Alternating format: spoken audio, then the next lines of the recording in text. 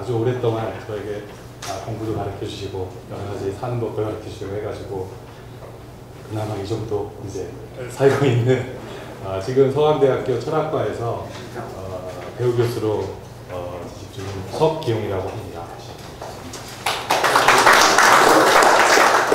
제가 뭐 괜한 말씀을 드린 게 아니고 저희 결혼식 주례를 서주셨고 또 저한테 제가 합의 지도도 해주셨고 해서 저에게는 뭐 단순한 은사 이상의 은가 있는 아버님 같은 분이시고, 그래서 이 모임에 제가 또 사회를 맡게 돼서 정말 영광이고 또 기쁜 마음으로 왔습니다. 네.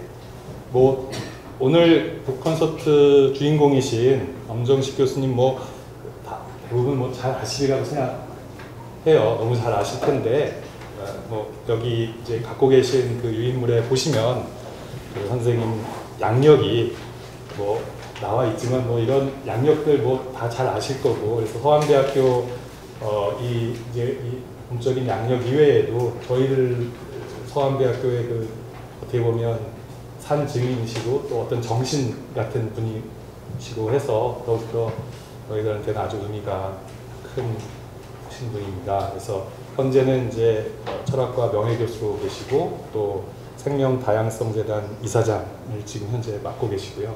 그 밖에도 이제 한국 철학의 많은 발전을 위해서 여러 가지 일들을 많이 해오셨고 또 많은 그동안 책 내시고 또 많은 후학들을 길러주셨습니다. 그래서 오늘 근데 이제 특히 이번에 이제 콘서트 주제가 된 이 책이야말로 이제 제가 선생님 옆에서 30여 년 가까이 이제 공부를 배우면서 지켜봤을 때 늘 선생님께서 반복적으로 생각하시던 그런 주제를 계속 다듬어서 결실을 내셨다라고 저는 이제 옆에서 지켜봤던 느낌은 그렇습니다. 그래서 가장 그동안에 여러 저서가를 내셨지만 가장 의미 있는 책이라고 생각을 하고, 그래서 여기서 한번 선생님의 그 책의 내용을 간략하게 또 선생님께서 직접 여러분들께 이렇게 소개하시는 그런 시간을 가질까 합니다. 그래서 그 지난번에 그 원래 몹쓸 전염병만 아니었으면은 6월에 자리가 마련됐을 텐데요. 그래도 뭐 한 달 반 정도 연기가 됐지만 뭐 사실 오늘 주제 중에 나올 아테네도 페리클레스 시대에 전염병으로 아주 큰 고통을 겪었던 그것이 오히려 이 콘서트의 내용과도 어떻게 보면 격동의 시대라는 것을 잘 실감하게 해주는 어떤 그런 의미로 우리가 좋게 이해할 수 있지 않을까 생각합니다. 그러면은 뭐 지금 엄정식 교수님을 모시고 그 선생님의 그 사상을 지금부터 한번 저희가 경청하는 시간을 갖도록 하겠습니다. 네. 교수님 나와주십시오. 큰 박수로 한번 부탁드립니다.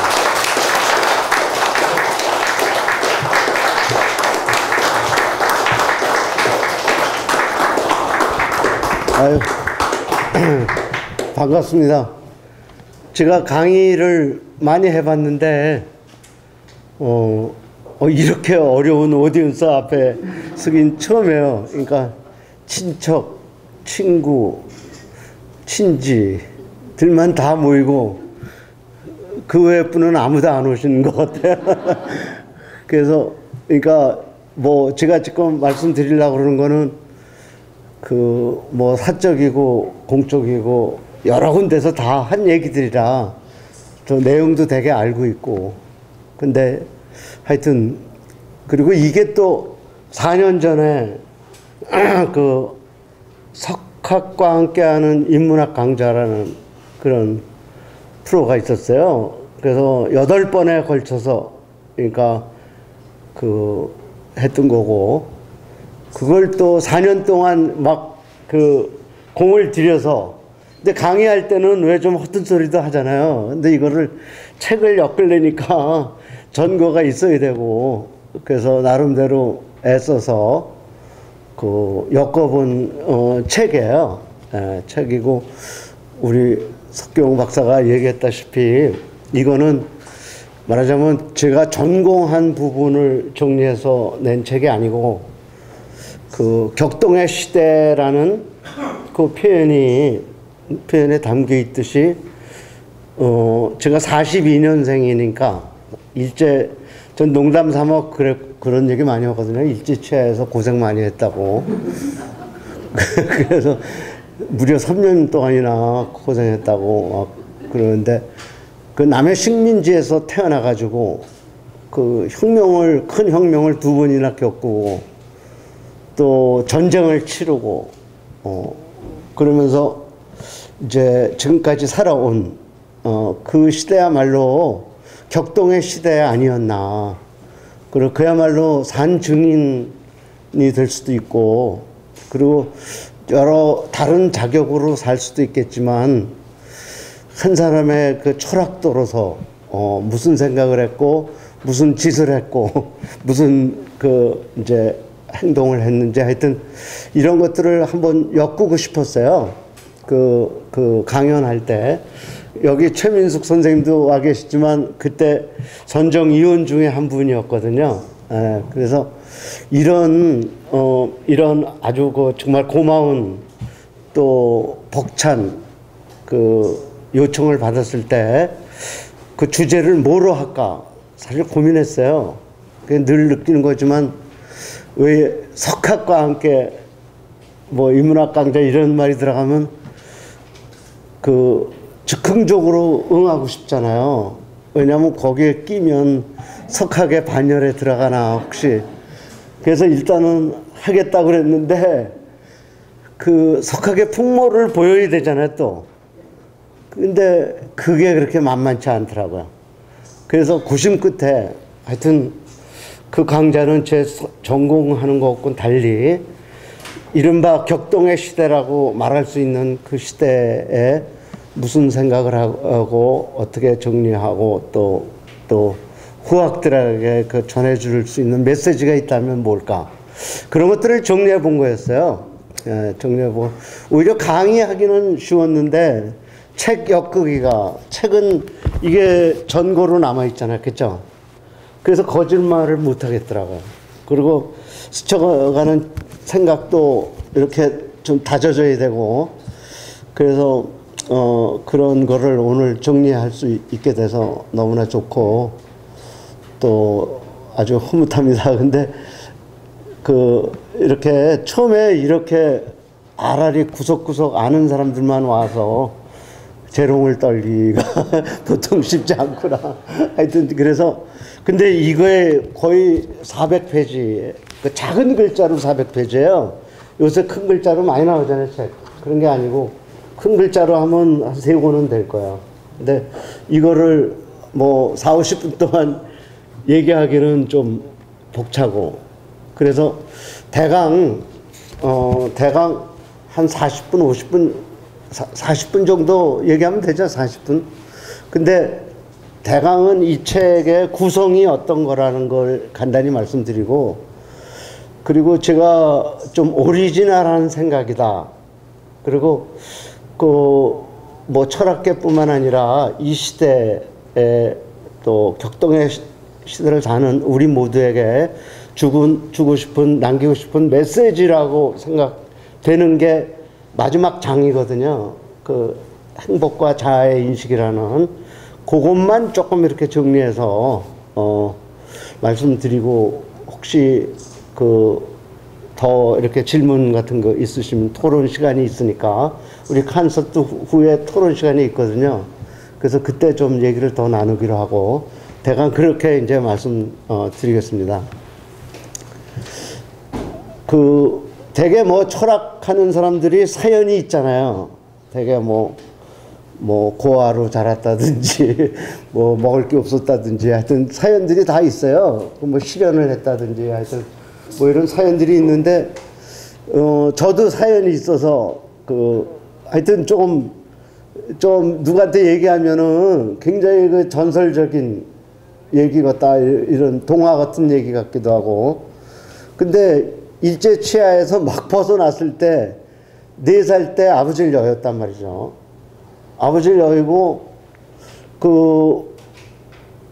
누나만 7이고 그리고 어머니 한 분밖에 없고. 하여튼, 그래서 여자만, 그 난세 여자만 8명이 둘러싸인 채로 저는 태어났어요. 그래서 이 세상이 전 여자들로 구성되어 있는 줄 알았어요.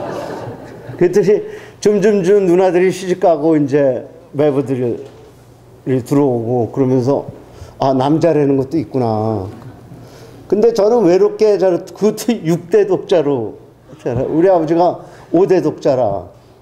그러니까 5대 독자가 너무나 아들 그때 세대 분들은 아들 갖고 싶잖아요. 그래가지고 그냥 부처님께 기도하고 뭐 하여튼 아무데나 가서 다 기도하고 그래서 나 보니까 또 딸이고 그래가지고 근데 마침내 제가 이제 아들이 하나 나왔다는 거예요. 그래서 서대문에 저기 백년사라고 있는데 거기서 100일 만에 태기가 있었으니 그게 저라는 거예요. 그러니 그렇게 태어났으니 철학 안 하고 백이겠어요. 철학 할 게 없다. 그러니까 그래서 어렸을 때도 혼자 있는 시간이 많았고 그리고 다른 사람들은 추상이가 구체적인 아버지가 있잖아요. 아버지가 있고 아버지를 증오하기도 하고 사랑하기도 하고 또 극복의 대상이기도 하고 근데 저는 그런 아버지가 안 계시고 관념적으로 추상적으로만 계셨기 때문에 오히려 영원한 아버지가 되는 거예요. 그리워하고 그러면서 또 만들어진 아버지 있죠. 요새 만들어진 신 얘기도 나오잖아요. 근데 제 아버지는 제가 만든 아버지예요, 사실은. 그래가지고 여러 가지 사연. 근데 그런 게 이제 구체적으로 엮어지면서 그런 생각들이 엮어지면서 당연히 철학을 공부해야겠다는 생각이 있었어요. 근데 이제 철학을 하지만 4년 동안만은 내가 누군지 알고 싶으니까 그 나에 대해서만 공부하고 그리고 철학과를 졸업하면 그 나로서 세상을 살아가리라 그렇게 마음 먹고 철학과에 들어간 거죠. 그 철학과에 들어가면 내가 누군지 알게 된다니까. 근데 철학과라는 게 알다시피 뭐 여기 다 철학 공부한 많은 분들 계시지만 되게 아는 것도 더 모르게 하는 과잖아요, 그게. 그래가지고 점점 한 게 계속 그냥 지금까지 철학을 하게 그런 팔자가 됐어요. 그래서 그걸 왜 제가 말씀드리냐면 자아라는 거는 철학에 굉장히 중요한 연구 과제거든요. 누구한테든지 상관없이. 근데 저한테는 그게 단순히 여러 주제 중에 하나가 아니고 철학의 유일하고 모든 주제일 수밖에 없는 그런 거다. 그래서 그 아버지를 그리워하는 마음이 자아 문제로 이렇게 확대되고 그 자아 문제로 확대된 채로 철학과에 들어와 보니까 거기 소크라테스가 저를 기다리고 있더라. 그래서 참 놀라운 게 대학 시절을 회상하면은 제가 지금도 그 동창들 만나면은 인사가 다이몬 잘 있어 그런 인사를 해요. 근데 다이몬이 누구냐면 소크라테스가 내면에서 들었다는 음성의 주인공이에요. 이성의 목소리라도 번역할 수도 조금은 다른 뉘앙스지만 양심의 소리라고도 들 수 있고 왜 우리가 고독하게 혼자 많이 있을 때 자기하고 대화하잖아요. 그럴 때 그 대화가 오래되고 구체화되면 욕구로서의 나와 당위로서의 나가 분화되기 시작한단 말이죠. 그리고 현실로서의 나와 말하자면 이상으로서의 내가 분화된다. 근데 이제 그리워하던 아버지가 필로소파이징의 단계를 거치면서 극렬하게 두 개로 분화되는 거죠. 분화되고 근데 저한테는 다른 사람 있잖아요. 다른 사람 그런 개념을 갖고 있으면 그 다른 사람 중에 타자 중에 가장 중요하고 구체적인 타자가 저 안에 있는 그 또 하나의 나 있죠. 그게 타자예요, 사실은. 그래서 제가 B형이라 그런지 다른 사람들하고는 잘 지내거든요. 뭐 모임은 회장도 하고, 특히 중요한 모임의 회장은 못 해봤지만 클럽 같은 거 있잖아요. 좀 이렇게 세미 그 어떤 그 오피셜한 그런 모임. 물론 회장을 많이 하는 사람들 잘 웃고 사귀고 그러니까. 근데 제가 다른 사람들하고는 잘 사귀는데 저 자신하고 잘 못 사귀어요. 그 앙앙불락하고 혼자 있을 때 괴로워하고 따지고 지쳐서 쓰러져 자고 혼자. 그러니까 이제 그런 연습이 너무 많이 돼 있는 거 있죠. 예, 그래서 그 어느 누구보다도 엄격한 타자이면서, 예, 그래서 제가 대학 시절에 굉장히 오랫동안 편지를 썼어요. 그 내 안에 있는 또 하나의 나한테. 그래서 처음엔 이름을 붙이고 싶더라고요. 이름을 붙이고 싶은데 적당한 이름이 없어요. 그래서 하나님이라 그러기엔 너무 엄청난 존재고, 그래서 그 제가 그 그러니까 성 아구스티누스의 고백록을 그렇게 여러 번 읽었어요, 많이. 근데 그래서 아구스틴을 통해서 하나님을 만나니까 만만할 줄 알았거든요. 근데 말도 안 되더라고요.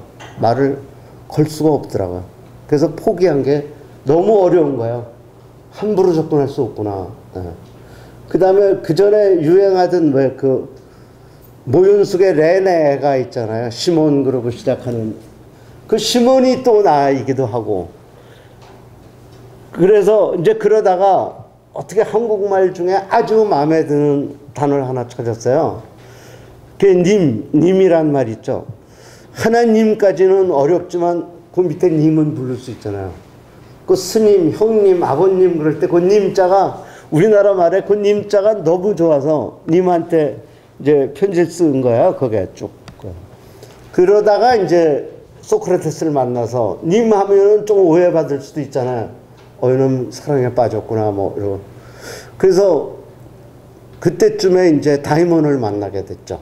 소크라테스를 통해서. 그래서 제가 지금도 대학 시절을 회상하면은 다이몬과의 방황이다. 그러니까 어디에 그 숙이 쓴 게 있었는데 진짜 내 육신이 그 김치와 밥과 뭐 그런 걸 먹고 자랐다면 내 영혼은 다이몬을 씹으면서 자랐다. 그 탄타로스의 음룡처럼 뭐 그런 구절도 있고 그랬어요. 예. 근데 그것만 갖고 철학을 하는 건 아니거든요. 철학을 하면서 계속 하여튼 뭐 그러다가 저는 사실은 저는 뭐 그런 말씀도 어느 정도 드려야 되는데 그 자아 문제가 그렇게 절박했어요. 절박해서 그 졸업 논문이라는 거를 이제 킬케고르의 3가지 실존 내에서 자아가 어떻게 변질되나. 근데 너무 추상적이고 관념적인 자아에만 이렇게 그 함몰돼 있다 그럴까? 그 난세를 달면서. 그래서 저는 언론 그 학부사 기자를 했었거든요. 그래서 언론에 관심도 있었지만 서울대학에 마침 법대 안에 그때 신문대학원이라는 게 생겨가지고 언론도 언론이지만 그러니까 사회적 자아라는 거 있죠. 구체적으로 존재하는 사회의 한 구성원으로서 존재하는 자아에 관심이 있어서 그 언론대학원을 갔어요. 근데 거기서 쓴 논문이 석사 논문이 그러니까 매스미디어가 자아 변질에 어떤 작용으로 작동하는가 그걸 썼어요. 네. 그래서 거기 있는 동안 이제 로타리 장학생으로 선발돼 가지고 미국을 갔는데 철학을 공부하는 거는 엄두를 못 내겠더라고요. 그리고 1년짜리잖아요, 그게. 그 1년 동안 뭘 하랴. 근데 그때 휴메니티스라는 과가 있더라고, 어느 대학에. 요새 뭐 인문학이라고 뭐 많이 유행하잖아요. 근데 인문학과라는 건 없잖아요, 우리나라에. 근데 미국에 인문학과가 있어요. 거기에 가서 또 석사를 했어요. 그 자크 루이 다빗과 안토니오 카노바의 작품에 나폴레옹이 어떤 이미지로 부각이 되고 그리고 나폴레옹은 이 예술가들을 자기 정치적 도구로 어떻게 이용하나. 그걸 논문으로 썼어요. 그러고 나서 이제 학위를, 이제 공부할 만하다. 뭐 점수도 괜찮게 나왔어요. 그래가지고, 이왕이면 박사학위도 한번 해보자. 그래가지고 철학과를 또 간 거예요. 그러니까 저는 9년 동안 헤매고 다니는 게 전혀 다른 종류의 유학생활을 한 셈이죠. 그때 이제 다시 석사과정으로 가서 휴메 인격적 자아 개념 분석. 그리고 박사학위도 그거였어요. 자유의지 결정론 논쟁에서 자아 개념의 분석. 그거였어요. 그러니까 제가 왜 이런 말씀을 장황하게 드냐면 저는 석사가 3개가 있지만 다 다르거든요. 근데 전공을 바꾼 적은 없어요. 철들면서 아버지 여인 이래로 지금까지 이 자리에 쓴 지금까지도 전공이 있다면 자아 문제다. 그래서 오죽하면 이명현 선생이 저더러 나나교 교주라고 그러거든요. 항상 나만 찾는다. 근데 이 책의 그 앞에 보면은 자아의 문제를 깊이 천착하면 자아가 네가 누구냐 그럴 때 우리 명함 내밀고 그럴 때 어마무개라고 얘기하잖아요. 그러면 아버지를 리포하지 않고 너를 규정할 방법이 없는 거예요. 그렇죠? 그 다음에 엄마 얘기해야 되잖아요. 형제 얘기해야 되잖아요. 그리고 외국에서 논문이라도 발표하러 가면은 명함 내놓으면은 Where are you from? 그러잖아요. 조국을 얘기하지 않으면 자기를 표현할 방법이 없는 거예요. 네.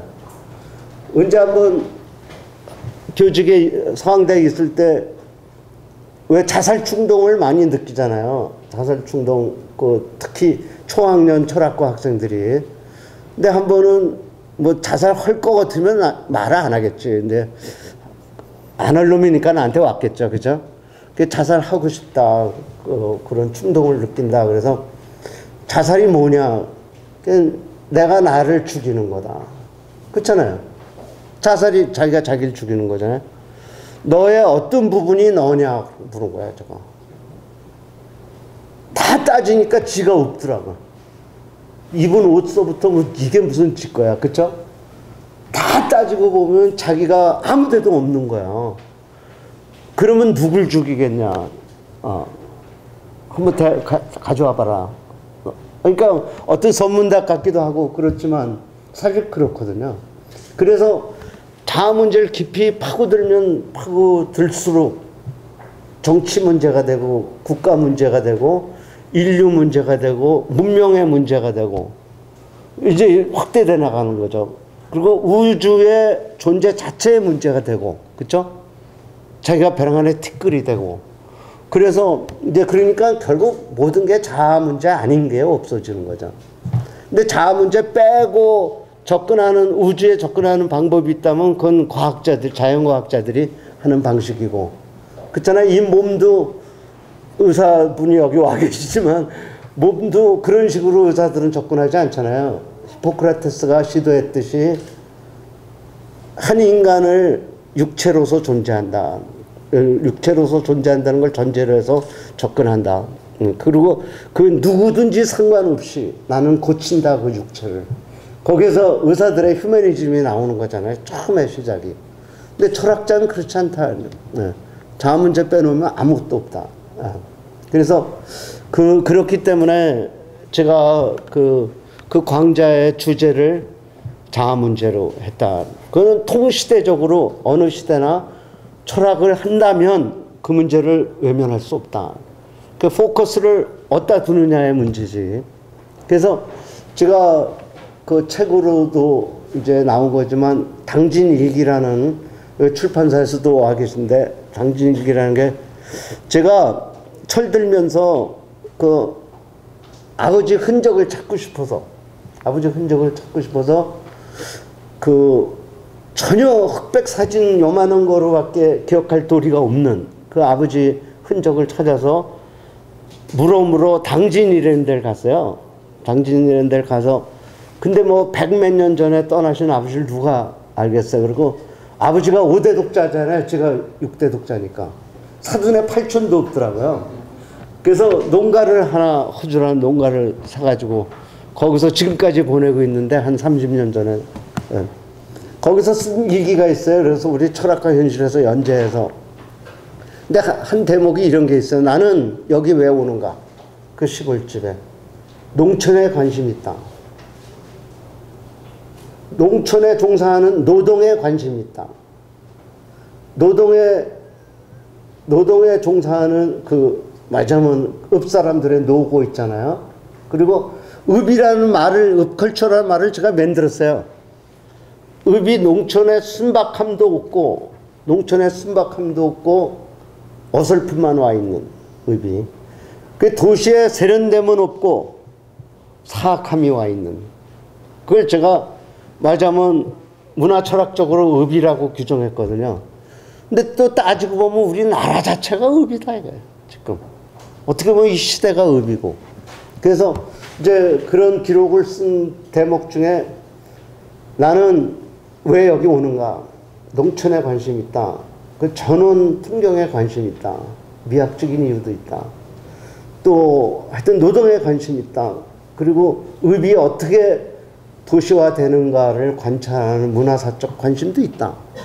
그러나 정작 내 관심은 그런데 관심 있는 나에 관심이 있다. 내 궁극적 관심의 주제는 나 자신이다. 그래서 이 책의 시작을 몽테뉴의 한 구절로 시작을 했어요. 내 관심의 오로지 주제는 나뿐이다. 그게 뭐 꾀죄죄한 무슨 이기주의자다 그런 뜻이 아니라 전혀. 어떻게 보면 불교의 무화론까지 연결이 되는 거 있잖아요. 궁극적으로. 그래서 어떤 광맥을 향해서 이제 금을 파면은 금을 따라 파면은 어느 날 광맥 금광 근처에서 만나게 되잖아요, 다. 그래서 저는 그런 생각이 있어요. 그 철학을 무슨 주제로 공부했냐가 아니라 얼마나 깊이 했느냐에 관심이 있다. 그렇다면 다 얘기한다. 철학뿐이 아니다. 의학을 해도 그렇고 시를 써도 그렇고 제대로 썼다면 그거 다 만난다. 종교도 제대로 공부했다면 신을 제대로 믿는다면 어디서 다 한 동네에서 우리가 여기 만나게 되듯이 그런 생각이 있다. 그래서 근데 이제 특별히 철학적 관점에서 봤을 때 어느 시대가 격동의 시대가 아니었겠냐. 그렇죠? 다 그렇다. 자기 시대가. 철학사를 보면 다 그렇다. 근데 제가 갖고 있는 문화사 실력을 총동원해도 우리 있잖아요. 우리가 그러니까 1942년부터 2015년 동안에 벌어진 만큼 더 격동의 시대는 존재하지 않았다는 말씀을 단언하고 싶다. 감히 말씀드리고 싶다. 어떤 기준으로라도. 특히 과학기술 때문에 그 스케일이 심도가 매우 높다. 가령 윤리학적 관점에서 철학자들은 전부 다 어떻게 하면 사람이 좀 더 바람직한 삶을 살랴. 좀 더 이거보다 나은 삶을 살랴. 내세도 꿈꾸고 별거 다 하잖아요. 좀 더 바람직한 인간이 되기 위해서. 그게 일관되게 방향은 다르고 접근하는 방식도 다르고 그렇지만 일관되게 한마디로 요약하면 좀 더 바람직한 삶을 살기 위한 탐구였다는 거야. 궁극적으로. 그리고 어떻게 보면 모든 학문이 그 주제였고 근데 철학은 좀 더 깊이 들어가기 때문에 탐구하는 자기 자신까지 탐구하는 그런 특징이 있는 거죠. 철학은. 근데 일찍이 칸트나 헤겔이나 어떤 누구도 플라톤이나 소크라테스조차도 바람직한 삶이 아니라 과연 존재할 수 있을까? 인간이 더 이상의 문제를 고민한 철학자는 없다. 사상가는 없다. 종교가도 없다. 과연 더 존재할 수 있을까? 다만 30년, 100년은 진짜 어렵고 30년 우리 손자들이 늙어 죽을 수 있을까? 그걸 바라는 건 사치하니까 이 지구라는 별에서 그걸 걱정하는 시대가 됐어요. 그런 것이 주제가 됐던 시대는 없었다. 그건 단언할 수 있다, 제가. 그래서, 제가 가까이 지내는 최재천 교수라고 아마 매스컴 많이 타니까 아실 거야. 근데 그분이 하는 운동에 참여하게 된 것도, 야, 이거는 어떤 생물학자의 생명운동, 환경운동이 아니구나. 존재 문제구나, 이게. 어떤 형태로든지. 그래서 깊이 관여해서 저더러 재단 이사장을 하라고 그래서 이게 뭐 하는 거냐 그랬더니 가만히 있는 거라고 그러더라고. 아니, 꼼짝 않고 가만히만 있으면 된다고 그래서 하게 됐는데 가만히 있기가 힘들대. 또 그게 해보니까. 그래서 근데 하여튼 그렇게 됐다. 그런 시대다 이거야. 지금 우리 시대가. 사실은. 그래서 어디 철학 강의 하러 가면은 얼마나 위기의 시대인가, 격동의 시대인가, 종교조차도 이빨이 안 들어가는 시대인가를 설명하는데 시간이 다 가요. 그러니까 어떻게 해야 된다는 얘기는 얘기를 실마리도 못 꺼내고 끝나버리는 경우가 많다. 심지어는 아주 전문적인 학자들도 또 제가 이걸 강의할 때 거기 따라붙은 세 명의 전문 학자 중에 한 사람도 탕군일에 잘 먹고 잘 사는데 뭐가 걱정이냐, 당신 혼자 왜 초상집처럼 울고불고 하고 댕기냐 그러더라고요. 예. 다 봐라. 얼마나 다 집 있고 아파트 있고 또 택시 그러니까 자가용 있고 얼마나 잘 사는데 당신은 혼자 울고불고 댕기냐. 예. 그런 정도라고. 예. 그게 문제다. 그게 문제다. 예. 제 생각에는. 근데 그런 점에서는 너무 스케일이 다르고 이제 시대적 차이가 너무 다르기도 하지만 소크라테스가 활동했던 아테네하고 너무 유사하다. 예. 아까 우리 석 박사가 얘기했지만 사실 패스트 들고 페리클레스도 그걸로 죽잖아요. 역병으로. 예. 근데 어떤 점이 같으냐? 그러니까 구조적 유사성이라고 전 그걸 얘기하는 구조적 유사성이다. 그 사람들은 토가 있고 샌들 신고 다니는데 우리는 소나타 몰고 그런 게 같다는 게 아니죠. 예. 신앙 체계도 다르고 또 12주신 믿잖아요. 그 사람들은.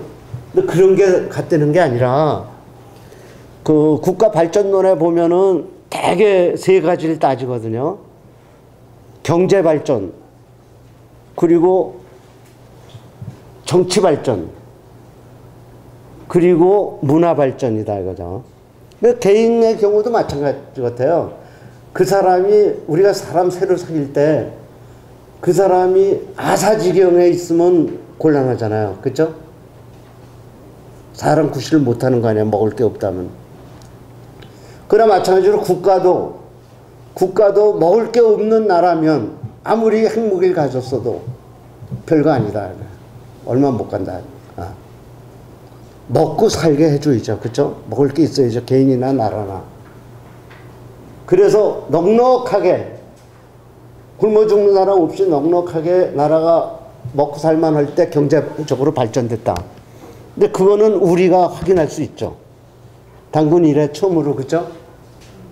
발전한 거죠. 경제적으로. 근데 정치 발전은 뭐냐? 정치 철학자들은 굉장히 어렵게 얘기할 수 있지만 공평하게 분배돼 있냐 그 재산이. 그렇게 부자인데도 나라가 부자인데도 굶어 죽는 놈이 있고 맨날 열샤열샤 이렇게 데모하고 그러면은 정치 발전이 안 된 거죠. Justice as fairness라는 말이 상당히 멋있더라고요. 존 롤스가 공명정대하냐. 공명정대, fair. 정치가 할 일은 그거밖에 없어요. 그거 이상 뭘 하겠어요. 그렇죠? 억울한 놈들 있게. 안 억울한데 억울하면 그거 타일르고. 그렇죠? 그거에 정치에 할 일이다 말이죠.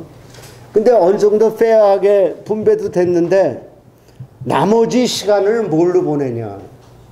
사람들이. 게임하고 섰다 하고 맨날 그죠?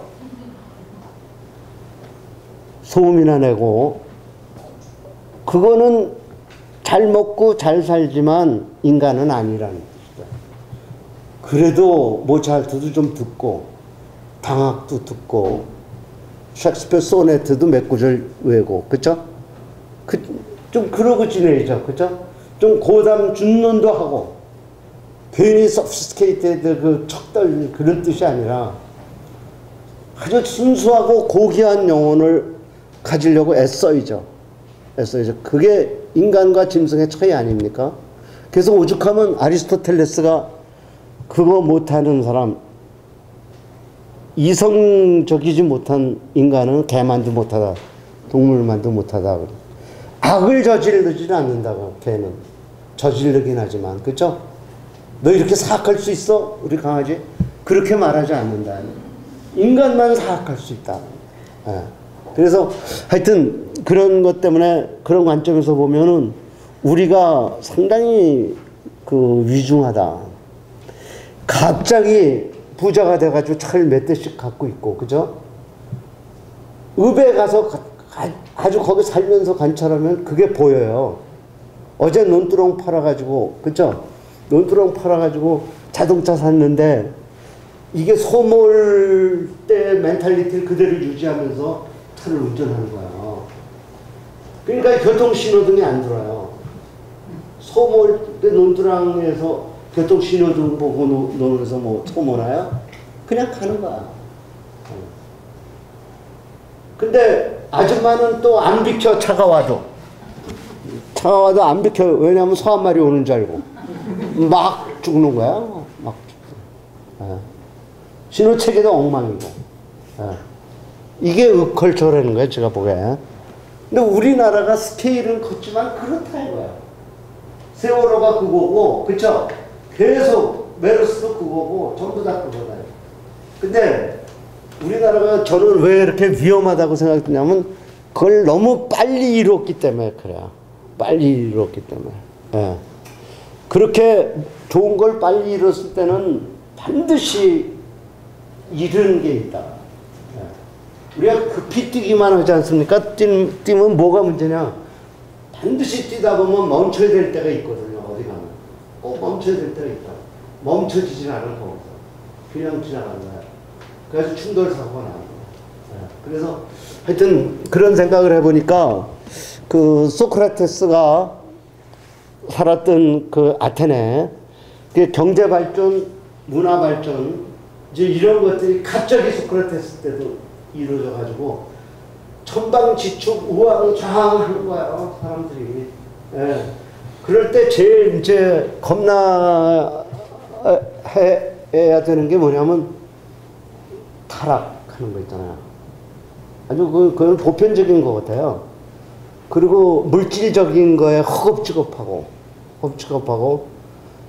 그리고 유난히 행복을 찾는다. 그럴 때 이상하게 행복이란 이름에 좀 더 정확하게 표현하면 쾌락을 찾는다.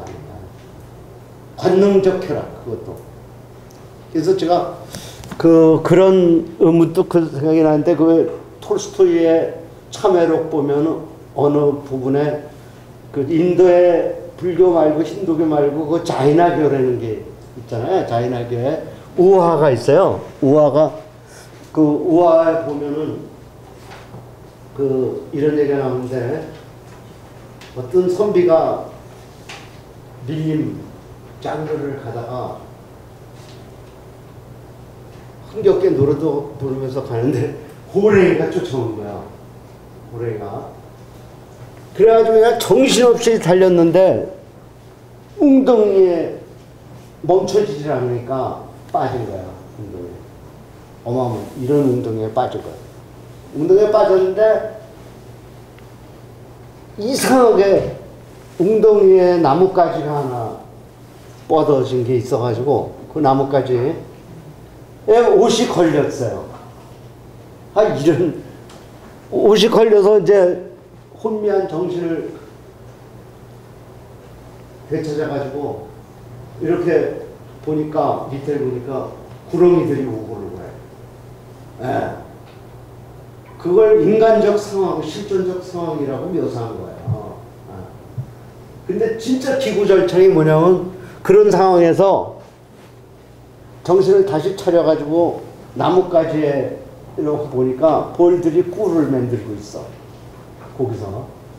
그래서 그 꿀을 빨아먹는 거야 또 이 양반이. 인간의 꼬락선이라는 게 그렇다. 특히 위기 상황에서 그렇다.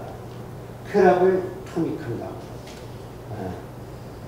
그래서 제가 관심이 있어서 철학도 이상으로 아테네 문화를 연구해 보니까 그 미국서도 이제 코스웍을 했어요. Ancient Greek and Roman Daily Life라는 과목도 택하고. 근데 너무 비슷한 거야. 지금 우리 모습하고 스케일이 다를 뿐이지. 그리고 더 급진적이고 더 위험한 거야. 우리가. 네. 그래서 저는 그런 생각을 한 거죠. 우리가 예수님도 알고 부처님도 알고 공자님도 알잖아요.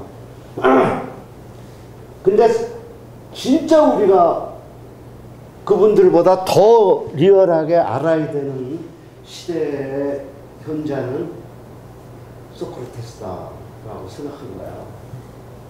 그래서 제가 소크라테스를 말하자면 혼자서 이렇게, 그러니까 여기 이제 소크라테스 김명희 선생님 전문가 와 계시지만 그런 의미의 소크라테스가 아니라, 왜 우리 학자들은 소크라테스고 플라톤을 이렇게 섞어서 알잖아요. 그 니체도 그걸 혼동했더라고요. 그 뷰션 샤프트리카이트가 말하자면 그거의 상징으로 소크라테스를 생각했는데 소크라테스는 학문을 한 사람은 아니거든요. 학문의 선지자랄까 그런 사람이지. 학문을 진짜 한 사람은 플라톤이거든요. 학문 같은 걸 한 사람. 근데 그 사람은 계속 묻기만 했어요. 나는 답이 없다. 너 자신을 알라 그래놓고 묻기만 했어요. 계속 묻기만.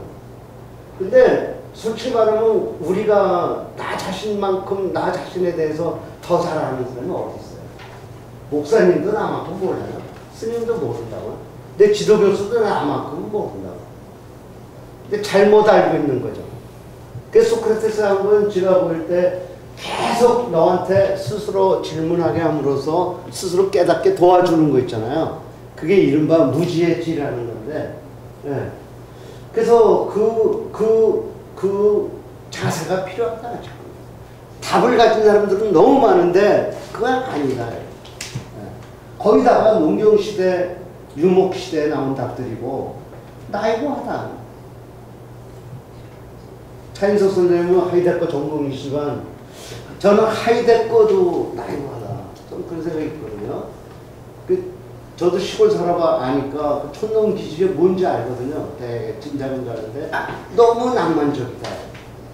그렇게 낭만 떨기에는 너무 화급하다. 존재 그 자체에 대한 굉장히 이건 사기치는 거다. 물어야 돼 일단은. 저는 진짜 소크라테스가 필요하다는 게 고민해야 된다고. 저는 우리나라 정계의 제일 문제가 고민하는 정치가가 없는 거 있잖아요. 답들만 있어요. 또 답도 없어. 그거 갖고 다닌 줄 알고. 고민하는 사람이 없다. 그런 점에서 제가 소크라테스가 필요하다고 얘기하는 거거든요. 근데 그거는 이제 제가 이 책에서 상당히 창의적인 발상 중에 하나라고 생각하는 부분이 뭐냐면, 소크라테스가 과학기술 시대에 오리지네이터라고 할까? 과학기술 시대에 계기를 마련했다고 저는 보는 거죠. 왜 그러냐면 저는 한평생 철학 공부를 했다 그러지만 철학의 시대는 간 것 같아요. 왜냐면 너무 사변적이라.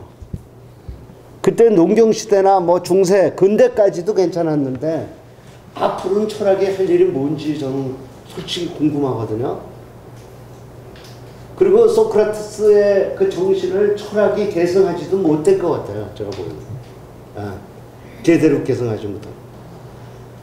그래서 제가 그게 바로 과학기술 시대를 계기를 마련한 그 측면을 제가 이제 굉장히 부각시키려고 애쓴 게 이 책의 어떤 면에서 서브스탄셜한 부분이랄까. 과학기술이라는 건 우리가 살지만 되게 과학기술이라 그러면은, 과학이라 그러면요. 되게 과학기술이 과학인 줄 알더라고요. 과학기술이. 근데 엄격하게 구분은 안 되죠. 과학기술 갖고 과학도 하고, 과학적 탐구의 결과인 지식으로 응용해서 과학기술이 나오니까 엄격하게 구분은 안 되거든요. 근데 개념적으로는 같은 개념은 아니에요. 과학기술이 과학은 아니라고. 과학기술이 있으려면 그걸 응용한 과학지식이 있어야 돼요. 그 과학지식이 우리의 인생관, 우주관, 세계관, 가치관을 다 바꿨어요. 안 바뀌려고 애쓰지만 이미 바꿨어요. 예. 르네상스 때만 해도 우주의 끝이 목성 정도라고 생각했거든요. 그리고 단테 신곡 보면은 거기에 우주의 그림의 모양이, 그 메커니즘이 목성 이후에 생기는 일어나는 만류 인력 같은 거예요. 전부 그렇게 돼. 목성까지만 뉴턴이 얘기하는 만류 인력이 통한다고 생각하는 거예요. 나중에 뉴턴이 발견하지만 그 정도의 수준으로 생각한 거예요. 예. 그건 진짜로 그쪽 전문가 성상용 선생님도 와 계시지만 그건 우리가 알고 해야 된다는 거예요. 알고. 예. 그래서 저는 그런 생각이 들어요. 이 시대 진짜 성화는 그 미켈란젤로나 하여튼 뭐 그런 사람들이 그린 다빈치나 그런 그게 성화가 아니라 우주선에서 보낸 지구 사진 있죠. 저는 그게 성화 같아요. 요만한 별에서 산다. 이렇게 까불 거냐. 먼지들끼리. 그래 자꾸 음미하게 만들기 때문에 그러니까 그 그림이 하루에 몇 번씩이라도 보는 거 있잖아요. 아무리 좋은 망원경, 현미경으로 봐도 흔적도 없는 자기는. 그쵸? 근데 그게 진짜 성화 같아요. 이 시대에. 그래서 그렇다면 이 시대에 걸맞는 도덕의 법칙이 나와야 되는 거 아니냐. 제가 여기서 쓰고 싶었던 게 그거예요. 도덕의 법칙이. 그것은 진짜 너 자신을 알라도 아니고 뭐 칸트의 뭐 정언명법 그런 것도 아니고 고민하는 거예요. 모르는 시대에 살면서 왜 아는 척해. 그쵸? 한치도 모르면서. 예, 고민하는 거야. 대묻고 또 대묻고. 그게 바로 소크라테스가 하라고 그런 거거든요. 근데 이제 저는 과학자하고 철학자의 차이는 뭐냐면 철학자는 꼭 답을 얻으려고 그래요. 누구든지. 거의 유일하게 답을 얻기를 시도하지 않은 사람은 소크라테스 하나뿐이 아니었나. 그리고 증거도 없는데 현란하게 사변을 펼치고 그게 사변 철학이 나오는 거죠. 그게 플라톤이 나오고 아고스틴이 나오고 계속 나오는 거예요.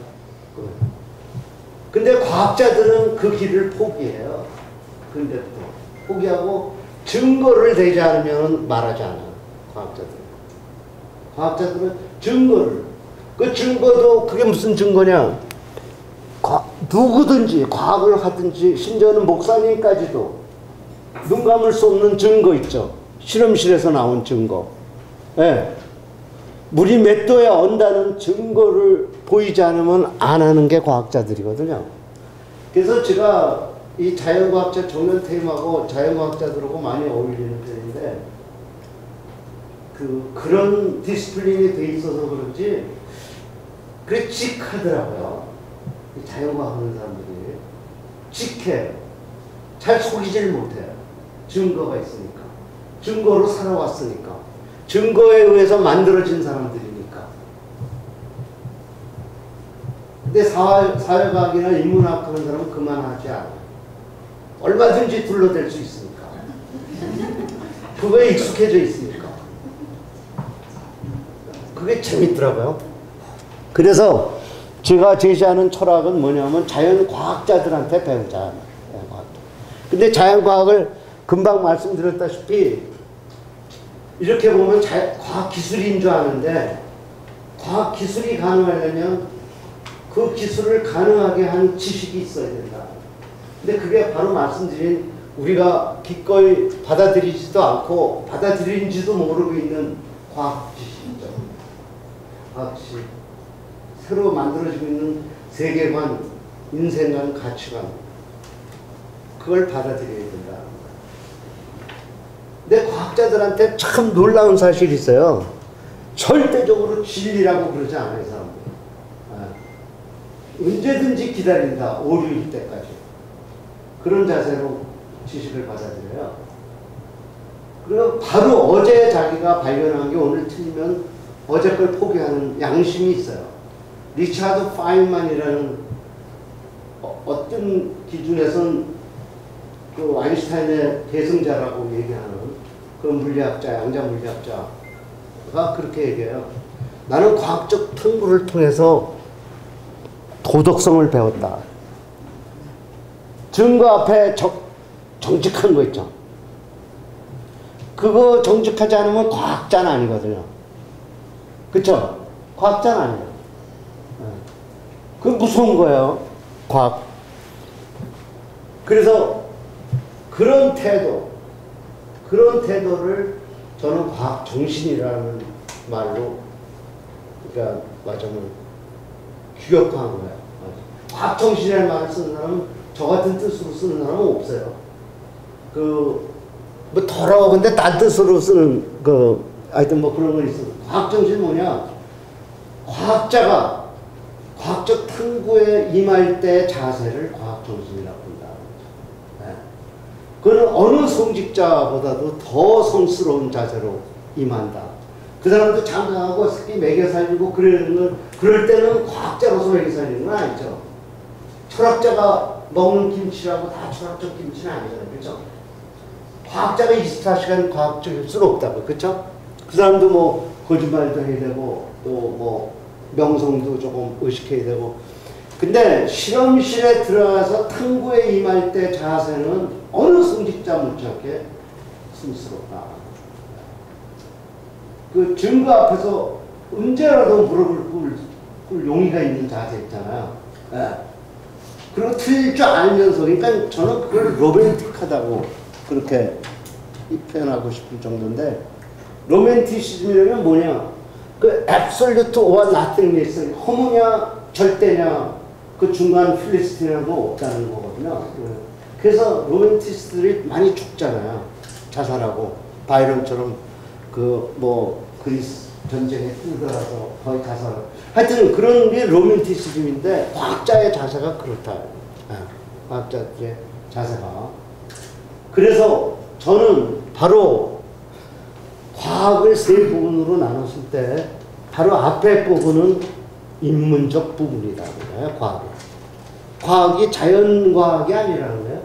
과학에 세 부분이 있는데 마지막 부분은 기술적 테크놀로지컬한 문제고, 그리고 중간에 과학 지식은 말하자면 탐구의 결과로서 세계나 인간에 대한 지식 체계고, 근데 그 지식을 탐구하는 자세는 인문적 부분이다. 태도의 문제다. 망원경 이쪽에 있는 문제다. 망원경에서 나온 결과를 어떻게 이해하느냐, 자세를 어떻게 받아들이냐의 문제다. 그건 인문적 문제다. 그리고 무엇보다도 철학적 문제다. 그게 바로. 그리고 이 시대는 과학기술 시대이기 때문에 목가적인 얘기에 현혹되지 말고, 뭐 농경시대에 나온 지혜 다 좋죠. 그거는 인간들을 깊이 봤으니까 통시대적인 진리가 담긴 건 사실인데, 디테일에 가면은 작동하지 않는다. 그게. 그래서 이 시대에 말하자면 철학 체계는 바로 과학 정신을 어떻게 필로소파하느냐. 그걸 몇 가지로 더 이렇게 아이템화이즈 한다면, 과학자가 과학적 탐구에 임할 때 무엇보다도 증거에 의존한다고요. 증거 앞에 열려있다. 자기가 어제 발견한 증거 앞에도 열려있다는 거야. 오픈리스, 개방성, 명증성, 확실성. 그 다음에는 그 통과할 때 말이죠. 이게 참 재미나요. 합리적인 것만 받아들인다는 거예요. 굉장히 무슨 이상한 괴상한 얘기 있잖아요. 그거는 일단 가로 안에 넣는다. 사람이 약하니까 안 받아들일 수가 없겠죠. 그러나 의심한다는 게 소크라테스처럼 의심한 다음에 다져진 다음에 받아들여도 된다. 증거가 나왔을 때. 그런 태도다. 과학자들이 통과하는 자세는. 네. 개방적. 그리고 내가 스스로 한다는 거야. 근거는. 그쵸? 조교들도 쓸 수 있겠죠. 다른 과학자들 이론도 원용을 하겠죠. 그러나 내 탐구의 결과는 내가 책임진다는 거예요. 그쵸? 거기서 얼마든지 죄값도 발견할 수 있고 또 노벨상 주면 받을 수도 있고. 그쵸? 그게 과학자들의 자율성이라는 거예요. 자, 자율성, 합리성, 개방성, 명정성, 또 뭐가 있겠어요? 그런 게 과학자들의 덕목, 과학 정신이라는 거고요. 이것이 정치적 형태로 나타난 게 저는 민주주의다 그렇게 보는 거죠. 그걸 정치적 상황에서 그대로 적용한 게, 그걸 경제적 상황에서 확대 해석하면은 자본주의가 될 수밖에 없다. 그래. 그리고 문화의 다원주의도 과학 정신의 표현이다. 그건 모른다 이거야. 우리는 실감하지 않는다. 그래서 우리가 스마트폰을 쓰고 별 기기를 다 쓰면서 과학 정신의 첨단을 걸으면서 과학 정신이 절여져 있다. 그런 의미에서 읍컬처에 있다는 거야. 자동차가 고속으로 달려오는데 무서워하지 않는다. 그래서 이 과학기술 시대에 말하자면 철학이랄까 인문학은 바로 과학정신의 철학화에 달려있다. 이것을 어떻게 체득하느냐. 이것은 멸종을 인류의 멸종을 조금이라도 슬로우 다운하는 방식이 아닐까. 그렇게 생각하는 거야. 그렇다고 시를 짓지 말고 그림 그리지 말라 그런 얘기가 아니라고. 이 시대의 시는 라이나 마리아 릴케의 시하고는 달라야 된다. 이 시대의 그림은, 이 시대 큐비즘이 왜 나옵니까? 그죠?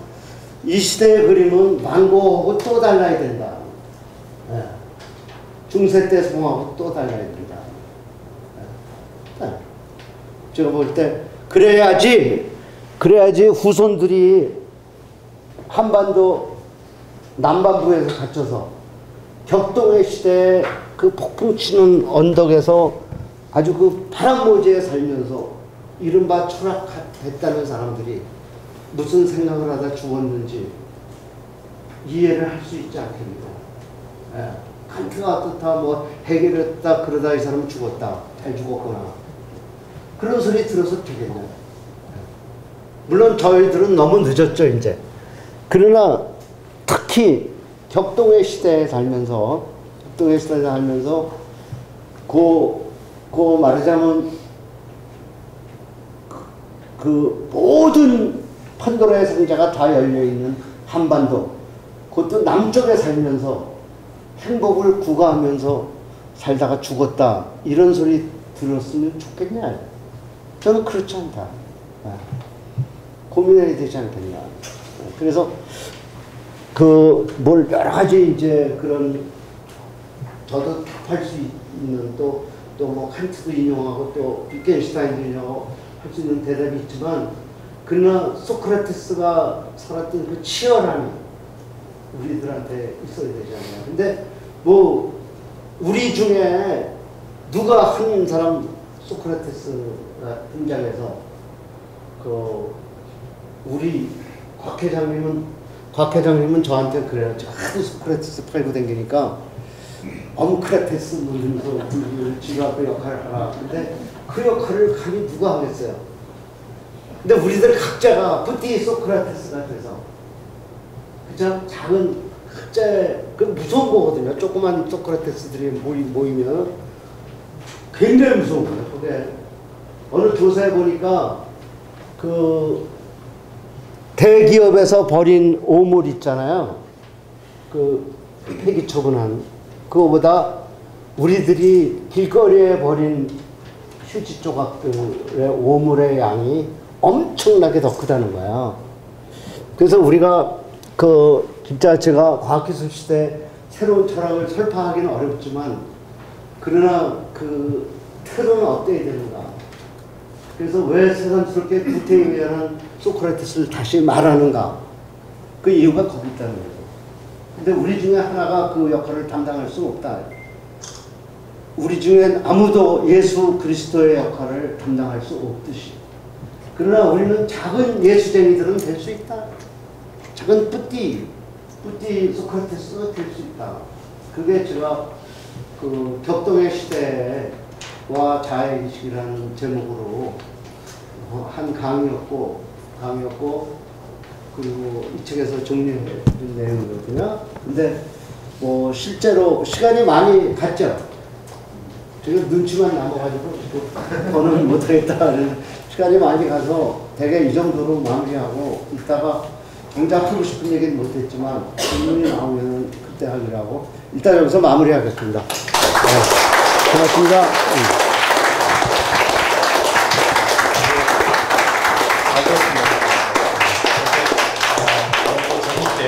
책의 내용을 잘 이렇게 또 소개해 주시고 또 여러 가지 또 있는 일화들을 보태서 주셔서 아주 기쁜 강연이었던 것 같고요. 근데 이제 약간 시간이 지금 일정이 뒤에 있어서 지금 바로 질의응답 시간을 갖기는 시간이 약간 부족할 것 같습니다. 그래서 다음 행사를 먼저 진행을 하고 식사 중에 또 여러 환담을 나누시는 시간을 갖도록 하겠습니다. 다시 한번 엄정식 교수님께 큰 박수를 드립니다.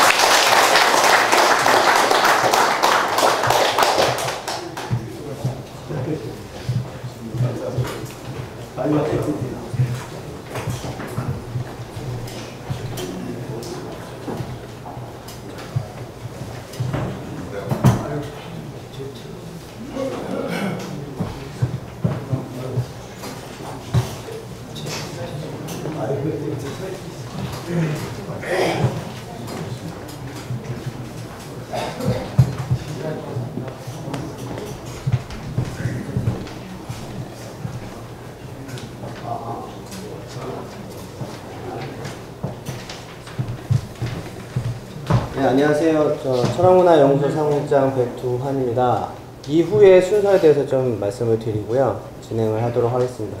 지금 엄정식 선생님 강연 이후에 지금 할 일이 뭐냐면요. 여기 보시다시피 저희 제3회 우송철학상 시상식을 이 자리에서 바로 하도록 하겠습니다. 우송철학상 시상식이 끝나고 특별 순서가 하나 있습니다. 그래서 특별 순서를 마치고 그 다음에 옆에 본체 안채로 이동을 하셔서 거기에서 식사를 하시고 또 환담 나누시고 그리고 연주회 들으시고요. 오늘은 또 특별히 네 분의 음악가 선생님들께서 굉장한 30분간의 굉장한 공연을 준비를 해주셨습니다. 그래서 감상하시고 연주회가 끝나고 나서요 자유롭게 또 엄정식 선생님과 토론을 하시는 시간을 갖도록 하겠습니다. 그래서 이번에 제3회 우송철학상 시상식 수상자는요 여기 순서지에 나와 있는데요. 이동경 고려대 철학과 석사시고요. 이번에 우수상을 수상을 하게 되겠습니다. 엄정식 선생님께서 간략한 경과보고 해주시고요. 이명현 이사장님께서 시상식을 시상을 해주시도록 하겠습니다. 제가 오늘은 자주 나오네요. 이거는 뭐 다른 순서지만 그 우송 철학상 그 심사에 참여해 가지고요. 제가 뭐 특히 뭐 길게 설명할 필요는 없지만 간단히 보고 드리겠습니다. 저희가 그 선생님을 기리기 위해서 선생님의 이념이랄까 어떤 그 학문에 임하는 자세 또 인품 그런 거를 염두에 두고 특히 철학을 현실화하고 현실을 철학화한다는 이념이랄까 그게 잘 반영됐는지 그런 거를 중점으로 해서 심사를 했거든요. 그래서 그 뭐 시간이 이제 많이 지났지만 하여튼 그래서 근데 그 이번에는 대상을 뽑죠. 너무 그 기준에 맞고 또 문장력도 좋고 내용도 알차고 근데 약간 완성도가 좀 낮다고 그럴까? 근데 너무 참신하고 그 내용이 그래서 아깝다. 그래서 우리가 그 이제 그 이번에 이동경 선생이죠? 이동경 예. 그래서 그러니까 장려상으로 이렇게 선정을 했는데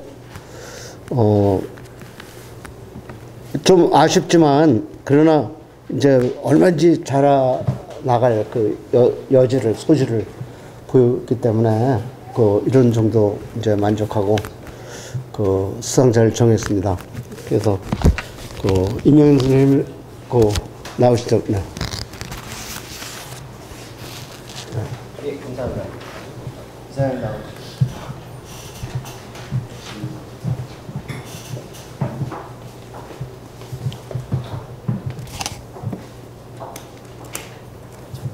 이쪽으로 가시죠.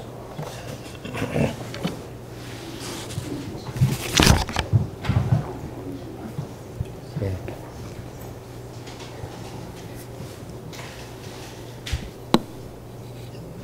제3회 우송철학상 우수상 이동경 위 사람은 속이 빈 기호들의 폐허에 관하여 라는 글로 신경문화재단 철학문화연구소가 주관한 2014년 제3회 우송철학상 우수상 수상자로 선정되었기에 이를 인증하며 상패와 부상을 드립니다.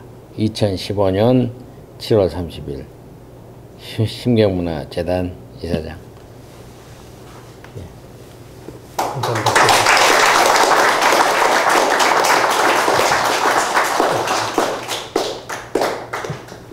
감사합니다. 네.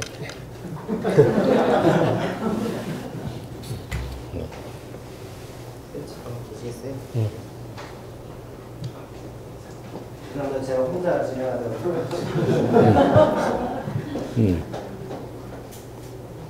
사진 하나 찍으려고? 예. 네. 네. 하나, 둘, 셋. 하나, 둘, 셋. 네. 네.